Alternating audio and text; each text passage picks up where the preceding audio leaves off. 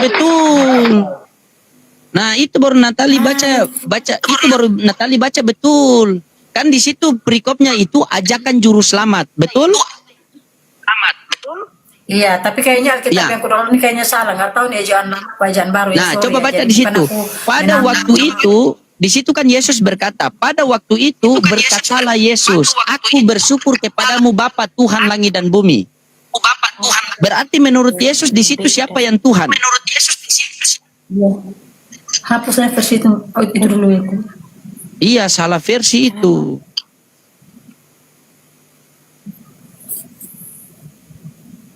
Natali sudah lama tapi yang tidak ke kedua gereja salah, ini, gitu. aduh. Oh iya.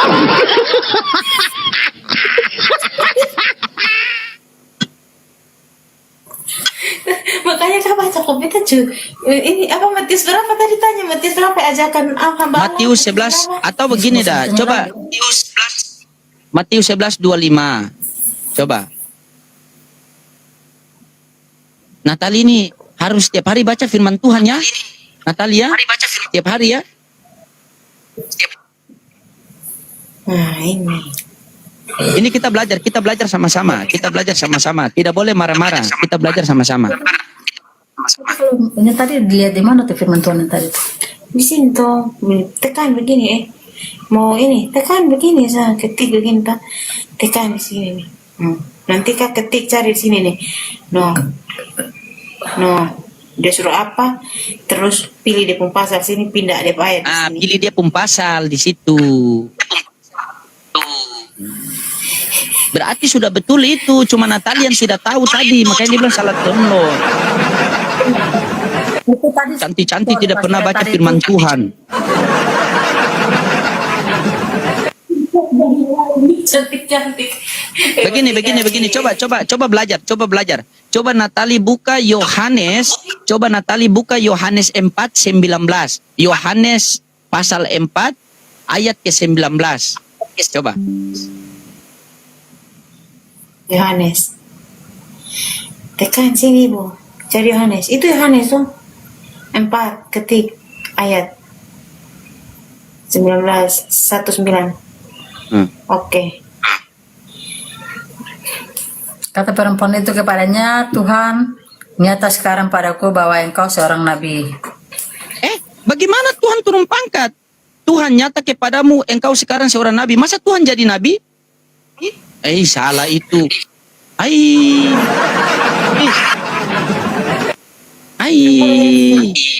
Terakhir kapan baca firman Tuhan? Terakhir kapan?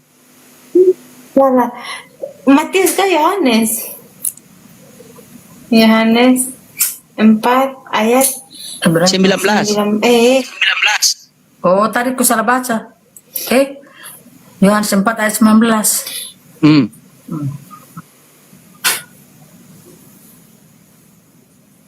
Iyalah kata perempuan itu kepadanya, Tuhan nyata sekarang padaku bahwa engkau seorang nabi.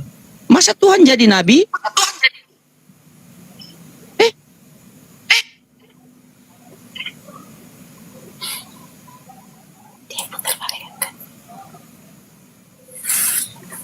Ya udah, minta pastor jelaskan. Pastor jelaskan dulu, pastor. Ya, baik. Ini Dia mengerti nih. sama-sama belajar ya. Sama-sama belajar. Betul? Sama-sama belajar. Betul, kita belajar sama-sama. Ini pastor ajarkan ini. Ini yang kemarin pastor di Vatikan itu kita persekutuan para gereja. Sekarang coba Ade tolong buka Yohanes 3:16. Di situ bunyinya kalau tidak salah, karena begitu besar kasih Allah akan dunia ini sehingga ia mengaruniakan anaknya yang tunggal agar setiap orang percaya kepadanya beroleh hidup yang kekal. Buka Yohanes 3:16. Kalian ini bersyukur ini kepada Tuhannya Yesus karena dia mengantarkan pastor kepada kalian mengajari firman Tuhan tanpa diminta perpuluhan di sini. Tepuk tangan buat Tuhan. Gratis. Yohanes 3:16. Buka. Kak, Baca. saya jujur aja. Iya, benar.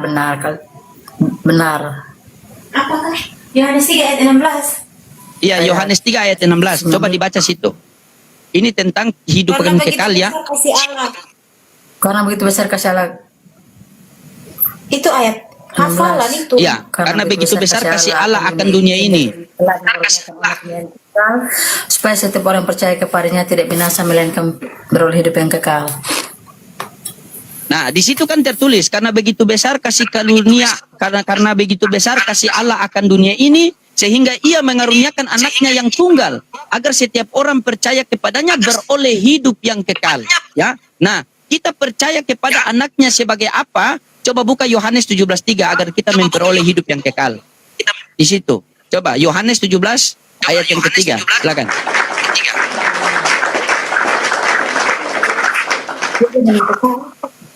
Pengawasan. Yohanes berapa? 17 nomor 3. Ayat 3. Oke, ini last game ya, Pastor ya. Baca. Bisa mau dengar bro. Beb malas. Pacaran. Saya tuh malas dengar firman Tuhan.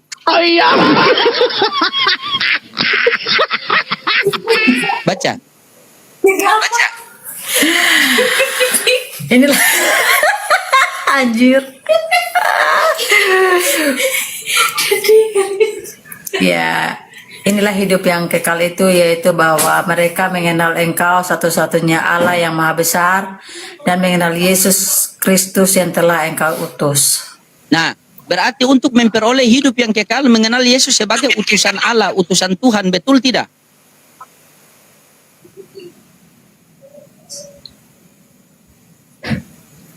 Nah, betul. Makanya tadi di Matius 12:15 berarti betul Yesus hamba Tuhan. Siapakah Tuhan Yesus? Yaitu Allah Bapa.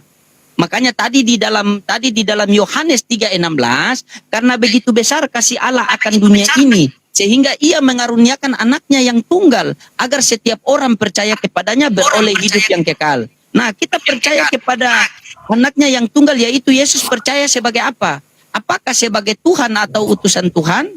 Yaitu sebagai utusan Tuhan agar kita memperoleh hidup yang kekal. Datanya di mana? Tadi Yohanes 17:3. Inilah hidup yang kekal itu, mengenal Engkau satu-satunya Allah yang benar dan mengenal Yesus Kristus yang telah Engkau utus. Begitu.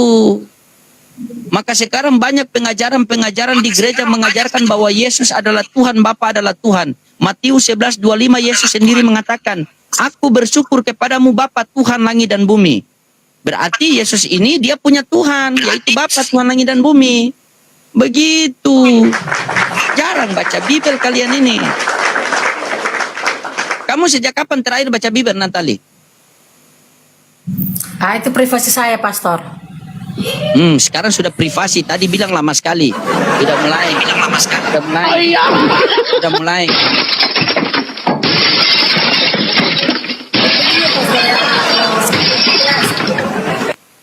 Kenapa? Begini, kalau saya pribadi prinsip saya begini, Pastor. Walaupun dia seorang pendeta, belum tentu pun dia pegang kursi surga.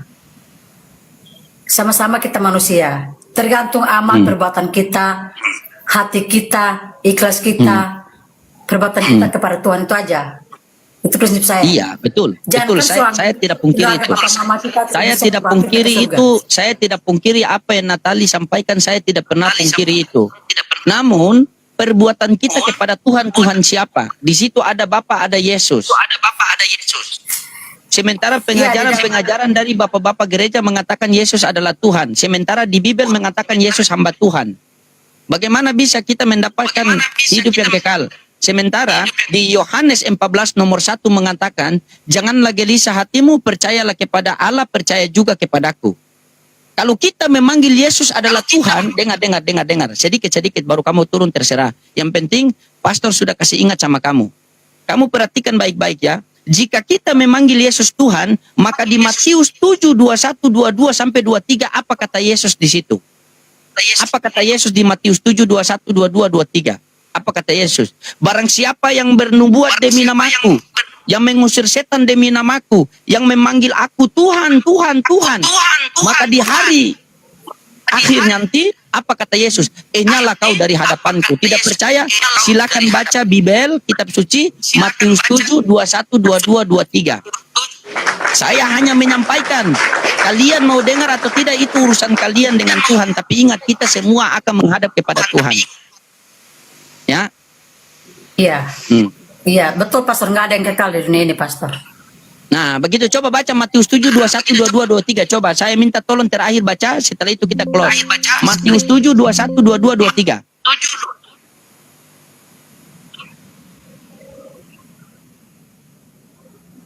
Matius 7, 21, 20, dari 21. Buka 21 baru nanti kalau baca baru scroll sampai 23. Coba dibaca. Scroll sampai 23. Coba dibaca.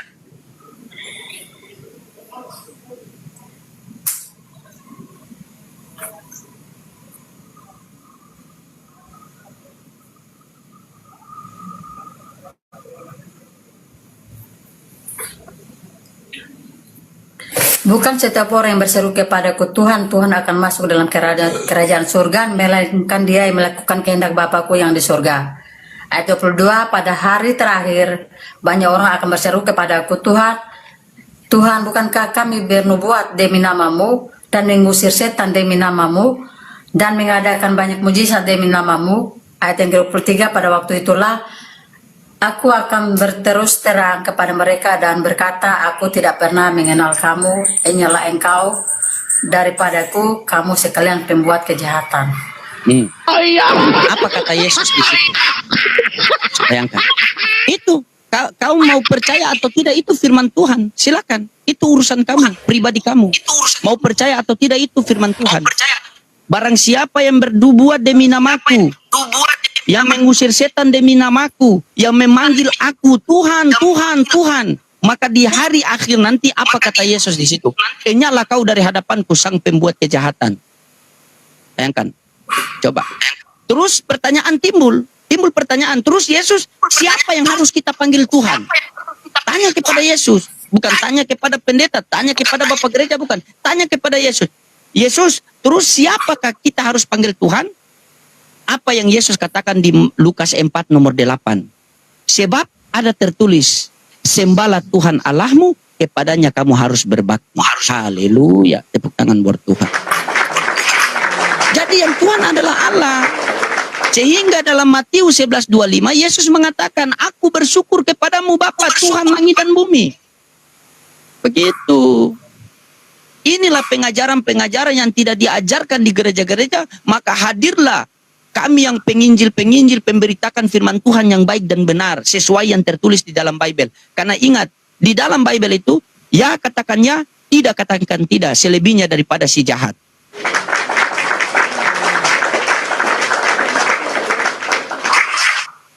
Kan Semua sudah ya, ganteng, semua, hafal guys. Bible juga kan? Hafal Bible.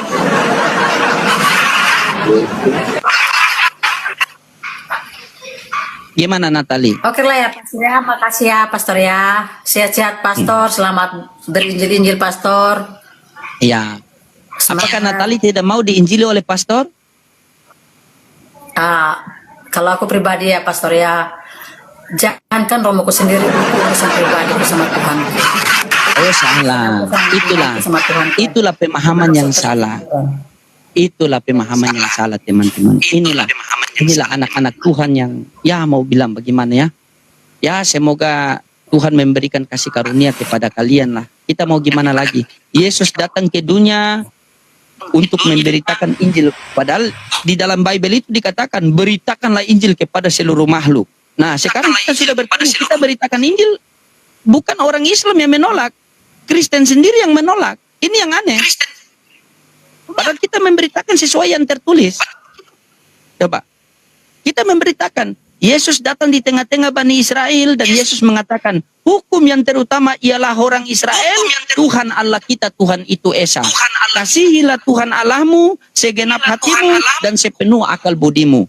Nah sekarang kalian tidak mengasihi. Ketika ada Tuhannya Yesus mengantarkan orang untuk memberitakan Injil, kalian bukan berterima kasih, maka kalian bilang, itu urusan kami pribadi. Berarti ciri-ciri orang seperti itu tidak mau mendengar nasihat orang lain. Oke, makasih banyak Pastor ya. Saya nggak ingin berdebat banyak. Saya tidak masalah iman, urusan masing-masing ya Pastor ya. Walaupun Pastor, seorang pendeta, saya menghargai, saya respect itu. Saya cuman orang biasa yang banyak salah, banyak kurangnya saya, tapi biarkan Tuhan saya yang menilai amal perbuatan saya, itu saja. Salah pemahaman, salah seperti itu, salah sekali. Pemahaman yang salah sekali. Ya. Ya, Salah. walaupun saya salah, Pastor, biarkan Tuhan saya menilai saya. Entah surga atau neraka bagian saya, biarkan Tuhan saya menentukan. Bukan, Pastor. tidak boleh seperti itu. Akulah jalan dan kebenaran hidup. Kata Yesus dalam Yohanes 14:6. Akulah jalan dan kebenaran Nanti hidup. kalau Pastor Tidak ada seorang jemaatnya Pastor di situ ya. Aku nggak enak, Kenapa? soalnya netizen di sini makin banyak. Nggak ini aku nggak kurang sedap aku kurasa. Serem banget 79 orang. Ingat. Ini pastor pesan yang terakhir buat kamu ya. Kerugian yang paling terbesar pada diri kita. Ingat, Natalie, ini terakhir baru kamu turun terserah. Ingat ya. Kerugian, musibah, masalah yang paling terbesar pada diri kita bukan kita kehilangan harta, pangkat, jabatan, tetapi ketika kita mati tanpa ketaatan kepada Tuhan yang benar. Ya, kita manusia ini harus saling mengingatkan. Makanya kita hidup bertetangga-tetangga. Lahir dibantu orang, mati pun dibantu orang. Jadi jangan kamu mengatakan itu urusan saya, tidak. Salah sekali itu. Ingat baik-baik. Kalau kita tahu rumah tetangga kita terbakar, jangan katakan syukur rumah saya tidak. Tetapi padamkan apinya. Kalau tidak, apinya merembet sampai ke rumah kita. Kalau kita tahu ada kawan kita, saudara kita, ada jemaat kita yang salah, kita ingatkan mereka. Kalau tidak, kita dituntut oleh Tuhan. Nanti satu ketika Tuhan mengatakan, kamu tahu Natali salah, kenapa kamu tidak ingatkan? Tuhan, saya sudah ingatkan kepada dia, tetapi dia tidak mau mendengar. Jadi silakan hakimilah dia. Ingat, hati-hati. Apa kata Yesus? Banyak yang dipanggil, namun sedikit yang terpilih. Hati. Ya. Saya cuma mengingatkan, kamu mau dengar, mau tidak, itu urusan kamu. Ya. Iya. Makasih, Pastor.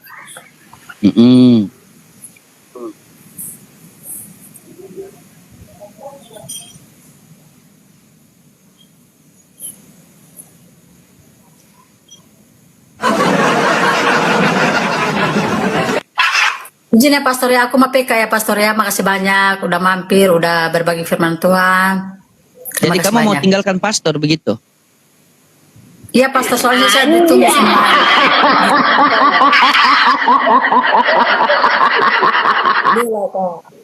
Kalian yang di Padahal yang pastor, ini mau padahal tidak, pastor lagi memberitakan mau aku Injil loh. beritakan Masa Injil, kamu meninggalkan silakan. pastor? Coba. Tidak Pastor, lagi aku dipanggil sama bucinanku Pastor. Sama siapa? Bucinanku. Iya kan. Bucingan. Bucingan. Sejak kapan Yesus mengajarkan untuk bucingan-bucingan begitu? Sejak kapan? Katanya pengikut Kristus. Kalian ini anak-anak Kristus yang baik loh. Jangan buat yang tidak. Aduh. Inilah kenapa kemarin kami kami rapat dari Golgota sampai ke Vatikan itu. Inilah kalian ini. Inilah. Gimana Pastor, nyaman ke Pastor? Kenapa? Nyaman. Iya, pastor Mana itu Erwin? ketika dapat Ingatkan. begini. Dengar baik-baik. Yesus datang ke dunia kepada domba-domba yang tersesat. Benar tuh.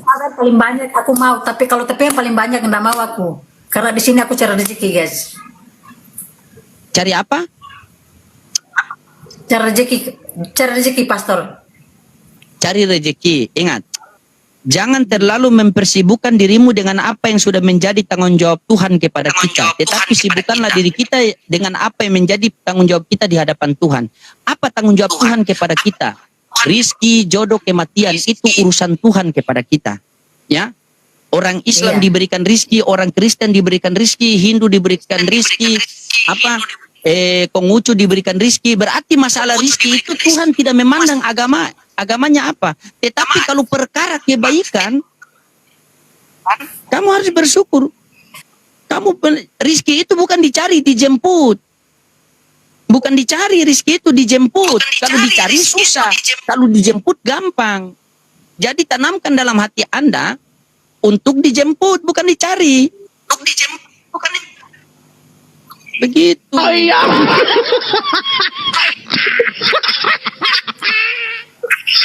Oke lah Pastor ya, makasih banyak. Aku mau lanjut PK sama teman-temanku, lagi ditunggu aku. Nah Kak. ini dari tadi pastor bilang tidak masuk ke hati. Pastor cuma oke saja.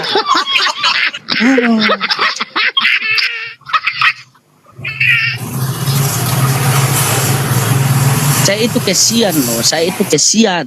Kesian sama kamu Natali. Jangan sampai kamu terjerumus dalam pengajaran-pengajaran yang tersesat. Kita ini pengen membawa damai. Terima kasih aku respect pastor, tapi ya sudah lah ya, masalah dosa saya urusan saya, dosa saya tidak Iya, tanggung dosa suami, kamu tidak itu urusan ditanggung kamu. papa mama saya, pastor ya, makasih banyak ya sudah ingatkan saya. Ya sudah, Kak, kalau nggak ada kamu kata begitu kualat pastor kak, merajin. karena masalah dosa, walaupun mama kita, bapak kita nggak bisa tanggung motor kita. Jadi kakak jangan bilang datang sini bilang kualat melawan sama pastor, bukan. Pastor pun belum tentu dia di surga, jangan sampai dia di neraka sama dengan saya. Jadi kau jangan sembarang ngetik nih. Kristus telah menebus kita dari kutuk hukum Taurat dengan jalan menjadi kutuk. Sebab tertulis, terkutuklah orang yang tergantung pada tiang salib. Galatia 3:13. Ayo. Kau marahi pastor kasih kamu dengan dalil firman Tuhan. Kau marahi pastor kasih kamu dengan firman Tuhan. Silakan. Galatia 3:13. Coba. Hati-hati loh. Ketika orang datang memberikan kebenaran dan kita tolak, kita marah, nah itu juga terkutuk itu, hati-hati. Dan kalau terkutuk harus digantung di kayu salib. Coba, kamu bersyukur loh. Dari banyaknya orang-orang yang domba-domba tersesat di luar, kamu yang Tuhan pilih datangkan pastor kepada kamu untuk mengginjili kamu. Begitu sudah datang, kamu pula tidak terima. Terus mau sampai kapan kamu hidup dalam kebingungan seperti itu? Terkadang kita ini pengen bahagia, namun kita cari dengan cara kita sendiri, bukan dengan cara yang ditunjukkan Tuhan. Akhirnya kamu terputar-putar begini. Datang orang memberikan nasihat, kamu marah-marah dia. Padahal yang dia sampaikan firman Tuhan. Coba. Apakah kamu mau menolak firman Tuhan?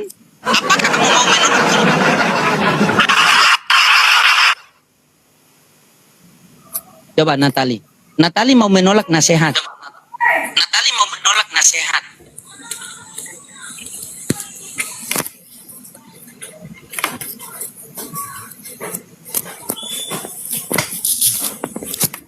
Natali, Pastor, aku minta maaf ya, aku mau lanjut dulu ya. Kalau pastor mau khotbah nanti pastor di gereja aja bro. Pastor khotbah ya. Kalau pastor khotbah sambil PK berarti ya nanti mohon maaf nanti bahasaku kayak lain nanti, pendapatanku kayak lain, penilaianku kayak lain. Kalau bapak mau khotbah nanti bapak bukalah satu ruangan baru bapak khotbah di gereja, bapak khotbah begitu maksudku. Berarti Natali menolak nasihat. Ini bukan khotbah, ini nasihat, menolak. Ketika Natali punya anak dan Natali punya anak tersesat, datang orang menasihati, Natali mau nolak. Begini Bapak Pastor ya. Saya sudah dewasa dan saya pikir saya juga tahu mana yang baik, mana yang buruk lah. Urusan dosa, urusan pribadi tanggung masing-masing. Nggak ada tanggung bapak, tanggung mama, nggak ada tanggung pak pendeta atau siapapun itu. Itu prinsip hidup saya. Kalau saling mengingatkan itu urusan masing-masing juga. Kalau saling mengingatkan, saya rasa memang bisa kita saling mengingatkan. Tapi saya rasa sudah cukup lah ya Pastor ya. Nanti kalau Pastor mau khotbah, maka itu Pastor teman lain. Oke, bye-bye. See you next time. Oke, ya.